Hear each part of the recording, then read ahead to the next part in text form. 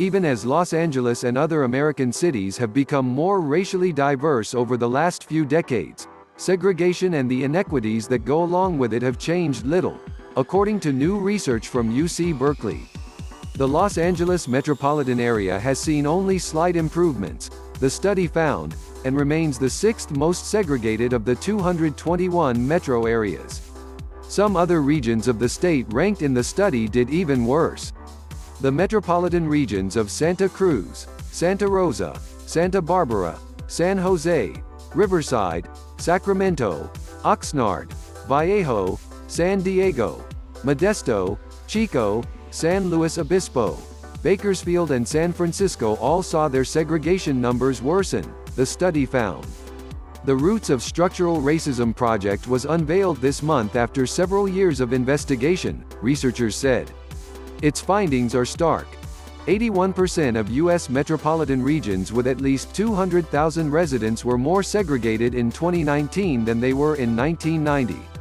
New York, Chicago and Milwaukee were the most segregated metropolitan regions, while the Midwest and Mid-Atlantic were the most segregated areas of the country, followed by the West Coast. Critically, the study also found that key outcomes for residents in segregated communities, including income, home values and life expectancy, remain worse than those in more integrated areas. The findings were significant because residential segregation is the undercurrent of basically every expression of structural racism in the country, from health disparities to overpolicing, said Stephen Menendian, assistant director of the Othering and Belonging Institute at UC Berkeley and the study's lead author. The focus of the report is the persistence and extent of racial residential segregation, he said, and the harms that flow therefrom.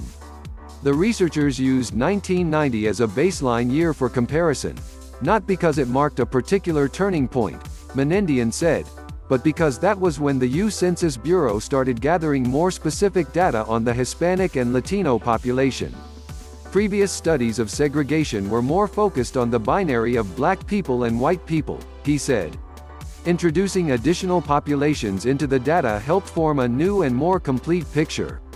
That's what segregation looks like today, he said. It's not about the complete separation of people.